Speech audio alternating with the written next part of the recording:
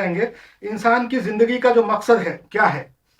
یہ جب اپنے پچھلے جو درس ہوئے 23 24 جو درس ہوئے پچھلے، اس کے اندر میں بار بار ذکر کیا کہ انسان کی زندگی کا مقصد کیا ہے، رسولوں کے بھیجنے کا مقصد کیا ہے، اسلام کا مقصد کیا ہے، مسلمانوں کا مقصد کیا ہے. یہ اصل میں یہ مقصد معلوم ہونا ضروری ہے. کسی بھی چیز کے لیے، کسی بھی کام کے لیے ہم کو اپنا مقصد معلوم ہونا ضروری ہے. خالی ہم مسلمانوں کو نہیں بلکہ پورے انسانوں کو، یا کسی کو بھی جو بھی کچھ کام کرنا ہے، جو بھی ہے، جو بھی موجود ہے، جو بھی کرنا ہے، اس کا مقصد معلوم ہونا چاہیے.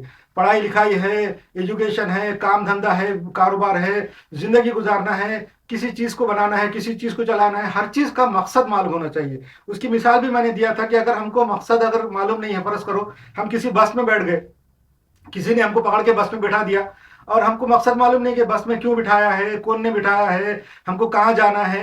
تو پھر بس میں بیٹھنے والے جو لوگ ہیں بٹھائے ہوئے، جو زبردستی بیٹھے ہوئے ہیں، وہ بس دماغ سے اٹکلے لگاتے رہتے کہ ہو سکتا ہے یہ بس ایسا ہے، وہ بس ایسا ہے، یہاں جا رہی ہوں گی، وہاں جا رہی ہوں گی، وہاں رکیں گی، وہاں پہ رکائیں گے، یہاں پہ لے جائیں گے، ایسا، اور یہ راستہ ہے، وہ راستہ ہے، ایسا اٹکلے لگائیں گے. مگر اگر ان کو پہلے سے معلوم ہے، بس میں بیٹھنے والوں کو اگر پہلے سے بتا دیا جائے کہ بس میں بٹھانے والے ٹریول ایجنٹ ہے، ان کو عمرہ کے لیے لے جا رہے ہیں، حج کے لیے لے جا رہے ہیں، مکہ کی طرف لے جا رہے ہیں، مدینہ کی طرف لے جا رہے ہیں، اگر پہلے سے بول کے بٹھا دیں گے تو دل کو ان کو معلوم رہتا کہ اب ہم کو ہماری منزل مدینہ ہے، اتنی دیر میں مدینہ پہنچیں گے، وہاں جا کے زیارت کریں گے. یہ سب باتیں معلوم رہتی، اٹکلے نہیں لگاتے.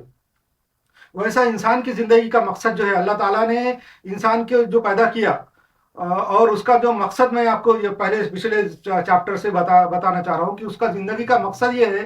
اللہ تعالیٰ نے تو اللہ تعالیٰ کے پاس تو بہت ریسورسز ہے، بہت وسائل والا ہے، بہت طاقتیں والا ہے، ہر چیز کر سکنے والا ہے، بہت ایکسپرٹ ہے، بہت حساب کتاب سائنس سب جاننے والا ہے، ہر قسم کی قوتیں ہیں. تو اس نے انسانوں کو اور پوری مخلوق کو پیدا کیا، ہر ساری مخلوق کو اس نے پیدا کیا.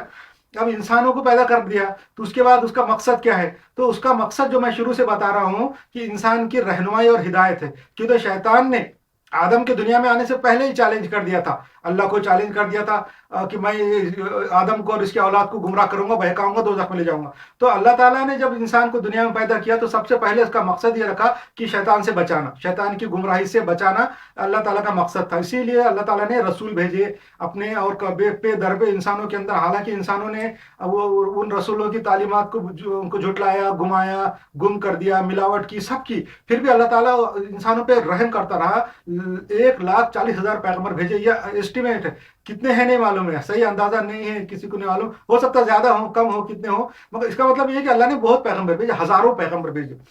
پیغمبر بھیج کے انسان کی زندگی کا مقصد یہ رکھا کہ صحیح راستے پہ آئے. صحیح راستہ کیا ہے؟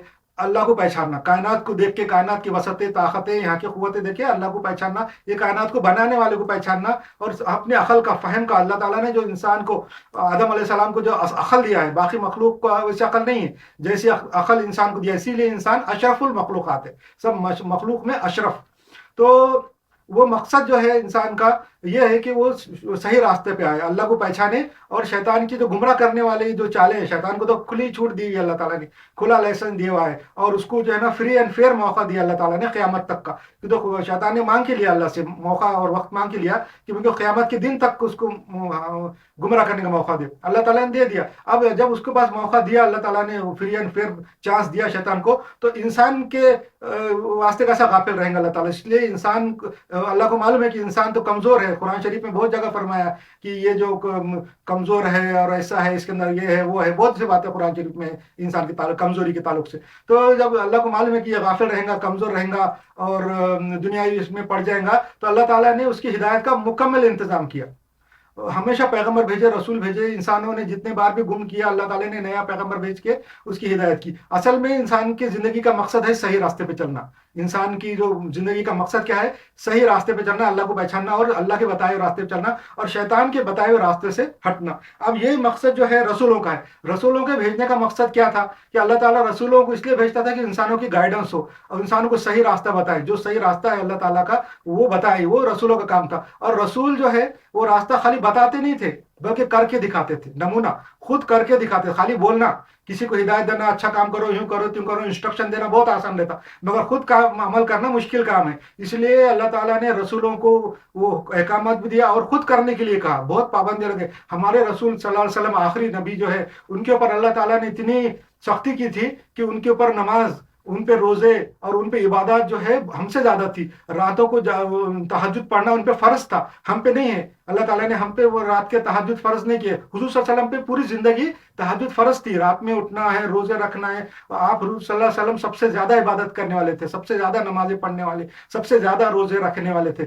शाबान में, रमजान में, रजब में वो बहुत रोजे रखते थे। और बाद में हर महीने में योम ब्यास यानी चांद की 12, 13, 14 तारीख को भी वो रोजे रखते थे। यानी वो हुजूर सल्लम के ऊपर अल्लाह ताला ने बहुत ज्यादा बर्डन डाला था। कुरान शरीफ में इसका जिक्र है कि आप पे इतना बर्डन आपके खांधों पे डाल दिया है बोल के।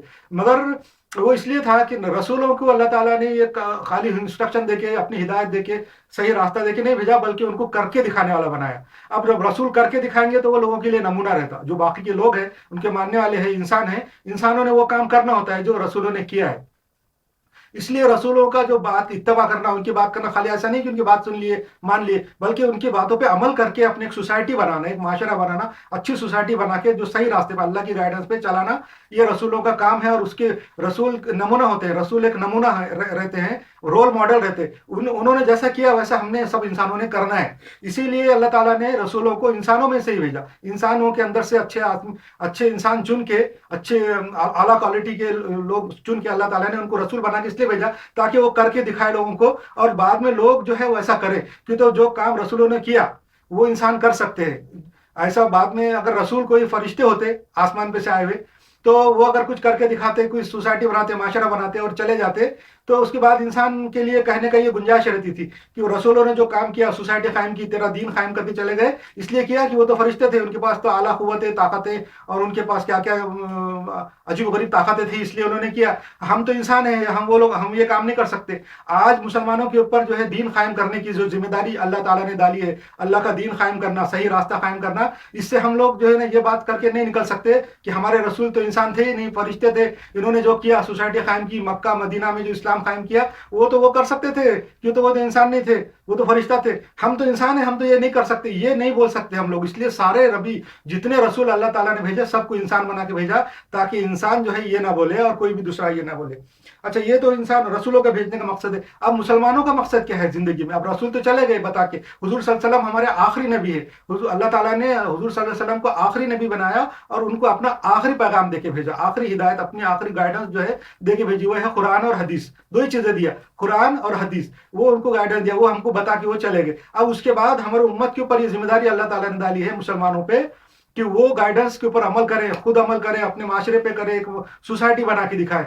ये जिम्मेदारी इंसानों की, मुसलमानों की है। अब जो है उसके बाद ये हुआ कि मुसलमान अपने मकसद को भूल गए। जब तक हुजूर सल्लल्लाहु अलैहि वसल्लम जिंदा थे ये मकसद था, लोग हुजूर सल्लल्लाहु अलैहि वसल्लम वो के अमीर थे, लोग उनके हाथ पे बैत किए थे, सब उनकी तबाह करते थे। हुजूर सल्लल्लाहु अलैहि वसल्लम के इंतकाल के बाद खुलफाए राशिदीन के ऊपर लोगों ने इत्मीनान किया, उनको अपना अमीर बनाया और उनकी बात मानते थे। खुलफाए राशिदीन के खातिमा के बाद, खिलाफत राशिदा के खातिमा के बाद मुसलमानों में बादशाहत कायम होगी। बादशाहत यानी मलूकियत, जो जैसा कि एम्पायर बन गया, बाप के बाद बेटा, बेटे के बाद बेटा, वो चलता रहा सिलसिला। इस दौरान क्या हुआ कि वो लोग जो है वो बात, अपना मकसद भूल गए। मुसलमान जो थे अपने आने का, इस्लाम का मकसद, अपनी पैदाइश का मकसद भूल गए, और भूलने के बाद वो उनके अंदर कन्फ्यूजन पैदा हो गया। जब कन्फ्यूज हो गए तो उसके बाद अटकलें लगना शुरू हो गई कि ऐसा है, दीन ऐसा है, कुरान ऐसा है, हदीस ये है, उसमें ऐसा है, उसमें ऐसा है, ऐसे कर बातें होने लगी और फिरके बनने लगे, फिरकाबाजी शुरू हो गई, अपने मकसद से भूल गए। और बादशाही जो निज़ाम कायम हुआ, जो उसके ऊपर मलूकियत कायम हुई, उनके जबर और जुल्म से भी मुसलमान आम लोग डरे हुए रहे, खौफ में रहे, और किसी किस्म की बात बादशाह के सामने, सुल्तान के सामने नहीं कर सकते थे, और बस चापलूसी कर सकते थे, दूसरा कुछ नहीं कर सकते थे। चमचागिरी, चापलूसी बादशाहों के दरबारों में शुरू हो गई। और उसके अंदर फिर जो चमचागिरी करने वाले, जो चापलूसी करने वाले लोग हैं, वो तरक्की करते गए, आगे बढ़ते चले गए, और अच्छे जो लोग थे, जिनको इस्लाम का, दीन का इल्म था, वो खानखाहों में और दरगाहों में बैठ गए और खाली लोगों का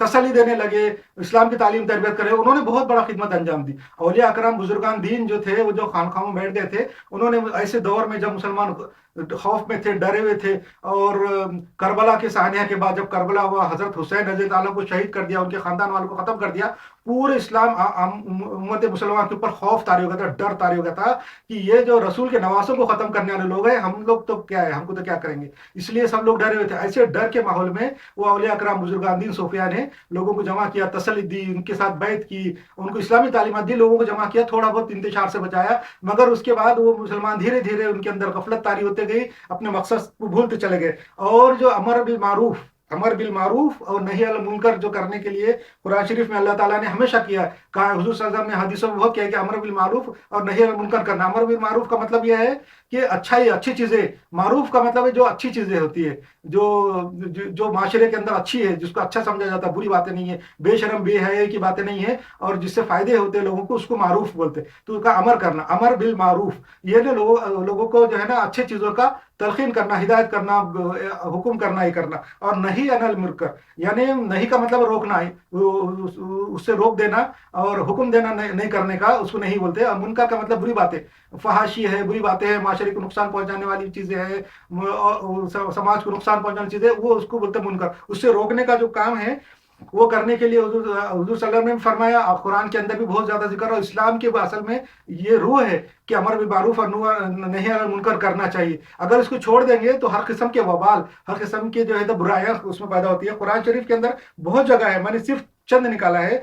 आल इमरान सूरह नंबर 3 आयत नंबर 10, अल माइदा सूरह नंबर 5 आयत नंबर 63, और अनफाल सूरह नंबर 8 आयत नंबर 25, और अल माइदा सूरह नंबर 5 और आयत नंबर 105, और सूरह इब्राहिम सूरह नंबर 14 आयत नंबर 5। इसके अंदर जो है ये जिक्र है अच्छाई की तरवीज करने, अच्छाई का हुक्म देने और बुराई से रोकने का। और ये जो अगर नहीं करेंगे, अच्छा जब हम अच्छाई को लोगों में नहीं फैलाएंगे, जो अच्छी चीजें हैं, अच्छी बातें हैं, हमारा दीन जो है सबसे अच्छी चीज है। हमारा दीन, अल्लाह ताला ने जो सही रास्ता बताया है, शैतान की जो गुमराही के मुकाबले में अच्छा रास्ता, अच्छी हिदायत अपनी बताई, वो तो उससे ज्यादा अच्छा क्या होगा। तो ये जो अच्छाई है, हम अच्छी बातें हैं, उसको अगर हम दीन में, समाज में, माशरे में नहीं फैलाएंगे, तो जो बुराइयां हैं, जो बुरी चीजें हैं, शैतान की जो गुमराही है, वो हम पे धीरे धीरे गालिब आ जाएंगी। और आज ऐसा ही हुआ, हमने जो है अमर बिल मारूफ और नही अनिल मुनकर को तर्क कर दिया, छोड़ दिया, कंफ्यूज हो गए,